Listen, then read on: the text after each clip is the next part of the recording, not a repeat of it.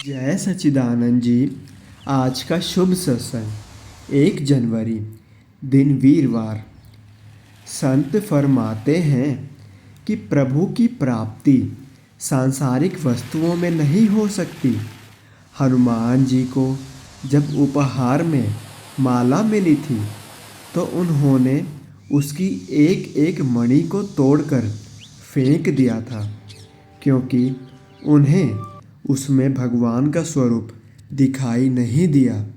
इससे हमें भी सीख लेनी चाहिए। आज के सत्संग का शीर्षक है वचन उपदेश। गुरमुख प्रेमियों, आज 1 जनवरी के साथ नव वर्ष आरंभ हुआ है। श्री स्वामी सद्गुरुदेव जी महाराज जी अपने सभी गुरमुखों को इस नव वर्ष पर आशीर्वाद दे रहे हैं और अपने दर्शनों से निहाल भी कर रहे हैं। आप सभी गुरमुखों को इस नव वर्ष की बहुत बहुत हार्दिक शुभकामनाएं हों। अगले स्वर पूज्य महात्मा जी के होंगे। आज के इस प्रागधाम के सत्संग को बड़े ही श्रद्धापूर्वक श्रवण करें।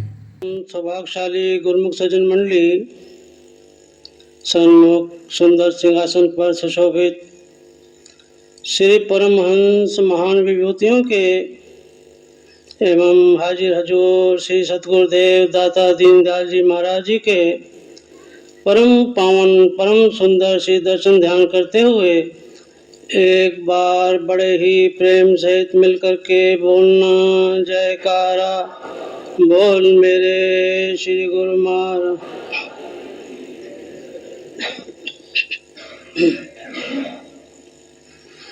सज्जनों,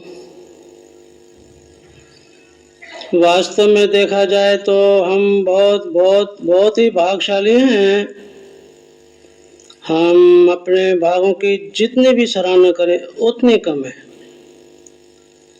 क्योंकि हमें भक्ति मुक्ति परमार्थ रूहानियत का एक लसानी दरबार श्री अनंतपुर धाम में बैठक मिली हुई है और इसके सेवक कहलाने का हमें सौभाग्य प्राप्त है। हमारे तृतीय पातशाही महाराज जी फरमाते थे कि संसार में जितने भी पद हैं, श्री दरबार श्री अनंतपुर दरबार का जो सेवक है उसका जो पद है वो सबसे ऊंचा है। तो ऐसा हमको सेवक कहलाने का सौभाग्य मिला हुआ है और समय के पूर्ण महापुरुषों की चरण शरण प्राप्त है, जो हमारे लिए दिन रात 24 घंटे हर क्षण हर पर नाम और भक्ति की झोलियां हमारे भर रहे हैं। समझो, यही आत्मा का रूह का सच्चा धन है, जायदाद है, परलोक का तोषा है और इसी के लिए हम इस संसार में आए हैं। प्रभु ने हमें इसे भेजा है नाम और भक्ति की कमाई के लिए, क्योंकि परलोक में तो केवल नाम और भक्ति की ही कमाई जाएगी, एक पाई भी साथ नहीं ले जा सकता। जैसे कहे साथ ना चाले बिन भजन विख्या सगली छार, हर हर नाम कमावना नानक ए धनसार।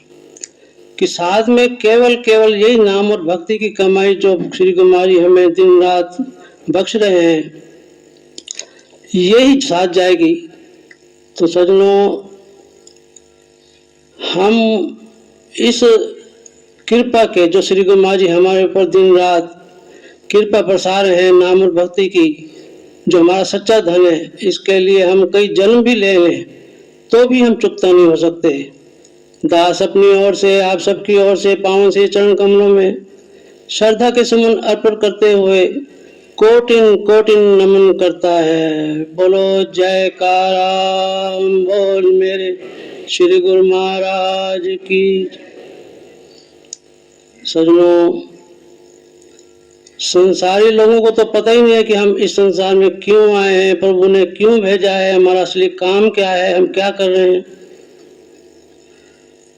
उनके बारे में महापुरुष ने फरमाया कि रैन गवई सोए कर दिवस गवायो खाए, हीरे जैसा जन्म था कोड़ी बदले जाए। ये जो मानव जन्म हीरे जैसा था, जिसके एक एक श्वास की कीमत 3 लोक 14 भवन 2 जहान संतों ने फरमाई है, इससे भी बढ़कर है। ऐसे दुर्लभ अवसर के को ये व्यर्थ में खो देते हैं।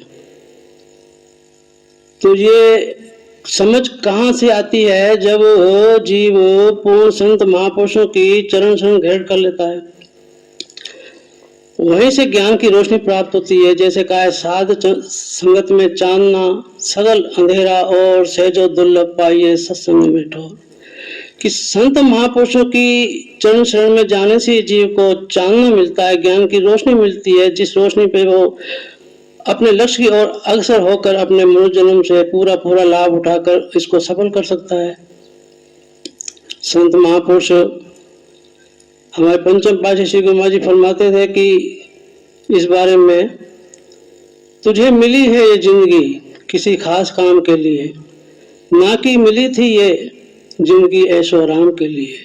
दुर्लभ अवसर मिला है, अपने काम को पहचाना नहीं, ऐशो इशरत में गया वक्त, अपने मकसद को जाना नहीं।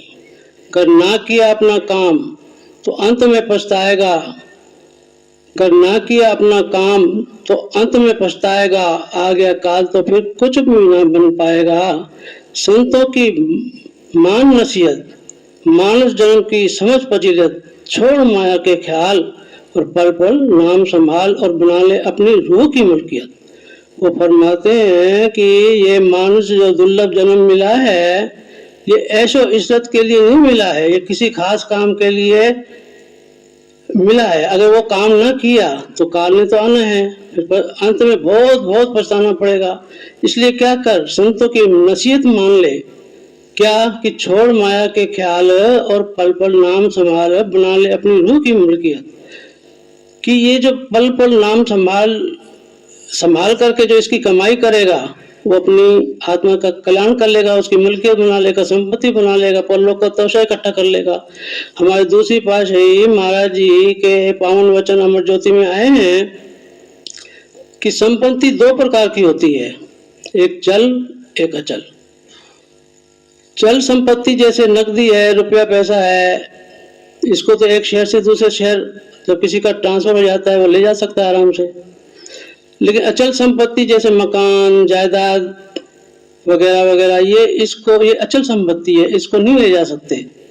इसको इस सूरत में ले जा सकते हैं जब इसको बेचकर इसको नकदी कर ली जाए, यानी चल संपत्ति बना ली जाए, तो इसको ले जा सकते हैं। इसी प्रकार ही ये शरीर जो है अचल संपत्ति है, इसको हम परलोक में नहीं ले जा सकते।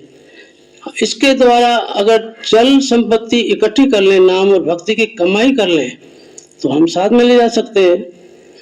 तो सज्जनों, हमारे महापुरुषों ने इसी चल संपत्ति को, नाम और भक्ति की कमाई हम इकट्ठा करके अपना जन्म सुधार लें, सुख में बना लें, परलोक में तोषा इकट्ठा करके वहां परलोक ले जाएं।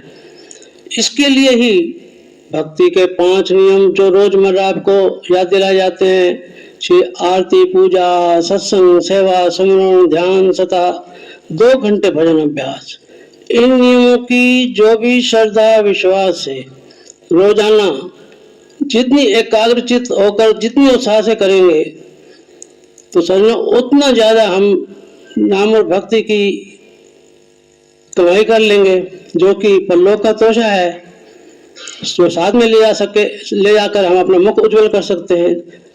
तो इसमें हमारे महापुरुषों को तो प्रसन्नता होगी ही, हमारा ये लोग भी सुहेला होगा, परलोक भी सुहेला होगा और हमारा मानव जन्म सफल हो जाएगा।